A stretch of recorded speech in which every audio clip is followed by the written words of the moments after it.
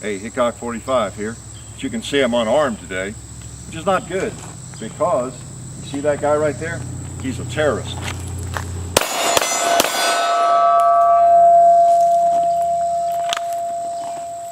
Correction, he was a terrorist. Actually, we are going to do a video and maybe some future videos. Well, no maybe about it, we're going to do them. We're going to start a series here on legal carry.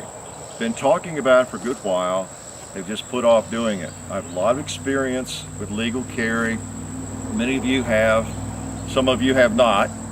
Many of you have asked me a million questions about it.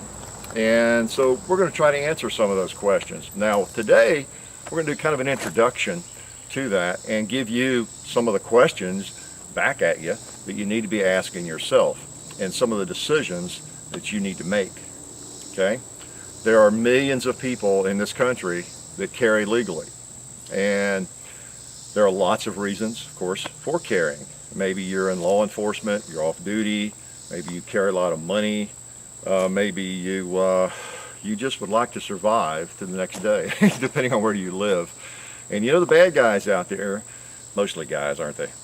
Most of those, that criminal element really doesn't care whether you have a lot of money or a diamond ring.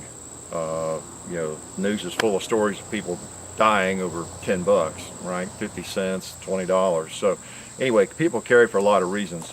And again, I have a lot of experience with this because I was involved in police work for 10 years, beginning around 1990. So I've been legally carrying off and on since then, and I have dealt with all the issues that we all deal with in terms of that. So I have really been remiss in not sharing more of that. Now I have indirectly in many of the videos. You know, if you're watching videos, hopefully you learn a little bit about that and about holsters and that kind of thing. So we're going to delve into those areas, not the next few days, but over a period of weeks and weeks we will. Today, mainly I want to give you some things to think about. If you're one of those persons who I have heard from or have not heard from, who has been asking about holsters and various firearms and weights and sizes and all those sorts of things, we want to try to help you some. However, we can't answer all those questions for you. You have to answer a lot of that yourself. It's just that simple. And what I want to do is give you things to think about. Even if you have some experience with this, maybe there'll be some things you can take from it. This is not necessarily just a basics video. Maybe this first one is more of the basics. But as we get into this, I want to get into some of the deeper issues perhaps, okay? Well, first of all, we're talking about legal carry, you know, legal carry. And there are places where it's not legal. You know, for example, myself, I work in a gun-free zone, so obviously it's not legal, it's out of the question. You know, it's just totally out of the question. And you might work in an environment like that, you might find yourself in an environment like that quite often. You know, that's just another issue you have to think about and of course obey the law. Two of the biggest questions involve how you're going to carry and what gun you're going to carry. Yeah. Think about it. If you're one of those persons right now contemplating getting your carry permit, you are thinking about a whole host of things. I hope you are. You'd better be. That's why we're doing this. You should be thinking about, how am I going to carry this gun? I have a class scheduled 2 weeks from today, let's say, a week from Saturday, whatever it is. And I need to get a hold of a gun. I have shot some, and I've got a shooting session scheduled with my brother-in-law on Wednesday, you know. I've shot enough where I won't have any trouble qualifying probably, but he's going to help me some. He said I could use his gun to go qualify and everything, or whatever. If you're in a state where you don't have to carry the gun you qualify with, you know, and I think that's the way it is in most states. So you're kind of some scenario like that, let's say.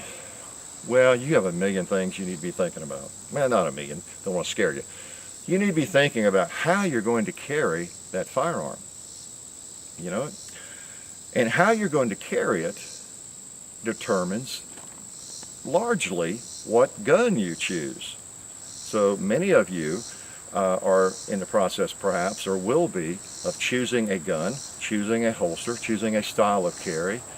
and think of the questions you need to be asking. That's what I'm here for, to help you. You're going to carry it in your pocket. You're going to carry it inside the waistband, as you notice my Glock 19 there, Gen 4. You're going to carry it in the small of your back. You're going to carry it on your ankle. You're going to carry it in a shoulder bag if you're female. A lot of females carry them that way. Maybe some males, I don't know about. Fanny pack, shoulder holster. Not many people use those anymore. Most of the experts argue against that. However, that works for some people. What else? How else might you carry that thing? You might, a lot of different places, right? What gun are you going to buy? What gun do you want? What guns do you have that might work? Well, again, depends on where you're going to carry it, how you plan to carry it. Many of you, and I know this for a fact, if you don't have a lot of experience with firearms, will be surprised how heavy certain guns are, how thick certain firearms are. Okay, that's a big factor. It's something that most of us learn through experience and through time, trial and error.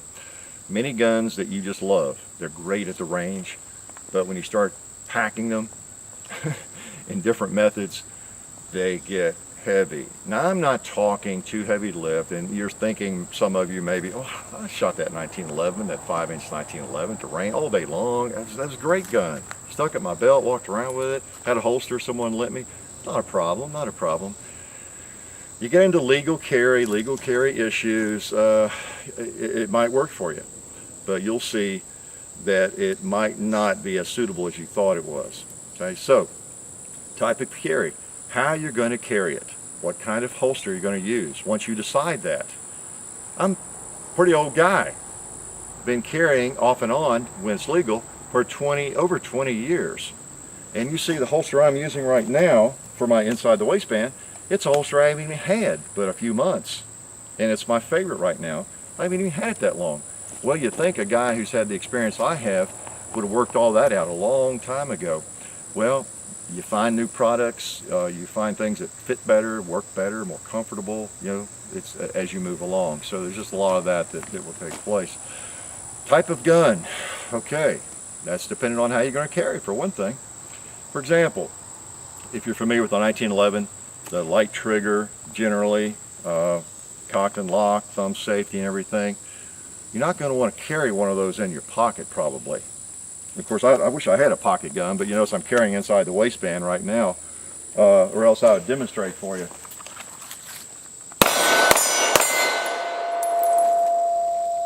Pretty funny, huh? This gun is more or less a double action. It's a striker fired gun, the PM9. I'm just using it for an example, but it has a long, kind of a double action type pull on it. All right, and that, in addition to being in a good holster, makes that a viable option. Just put it back in that holster. Okay, but you would not want to be packing a 1911 style gun without a holster probably in your pocket, for example. So how you're going to carry it is very crucial to what gun you're looking for. How big you are, what kind of action you want. Again, let me get back to that. Do you want a double action? Do you want a striker fired action? Do you want a cocked and locked action like a 1911? Do you want to double the single action, like the H&K, the SIG, what other kinds of actions are there? There's some kind of hybrid actions, or a little bit of both, but that's very critical because safety is the most important thing. That's why people get their permits, right? So they might survive and continue living. Better to have it, not need it, than to need it, not have it. It's like a fire extinguisher, like insurance. Now, if someone stumbled into this video, let me take a little side trip here for a second as I digress. If you stumbled into this video, you're not even a gun person, you think it's horrible that people even have guns, much less carrying them legally. I'm not going to argue with you right now, but it is, just think about a fire extinguisher. Think about homeowners insurance. If you happen to have a house, a home that is yours, I bet you have insurance on it. I bet you wouldn't sleep very well if your insurance, your homeowner's expired today, and you found out. You got a letter in the mail today that, sir, your payment wasn't made, got lost in the mail maybe, whatever happened. you're sitting here with no insurance. You would not sleep until you got a hold of your insurance agent and got that activated. Fire extinguisher, same thing. You know, we don't want to use a fire extinguisher. We don't want to use our insurance ever. We don't want major medical insurance that we might have, we should have. We don't want to be using that either, but we're not going to sleep well without it, okay? So that's the way most people think about a firearm or a legal carry permit. So just a little aside there, a little digression. Back to guns. Do you want a revolver action?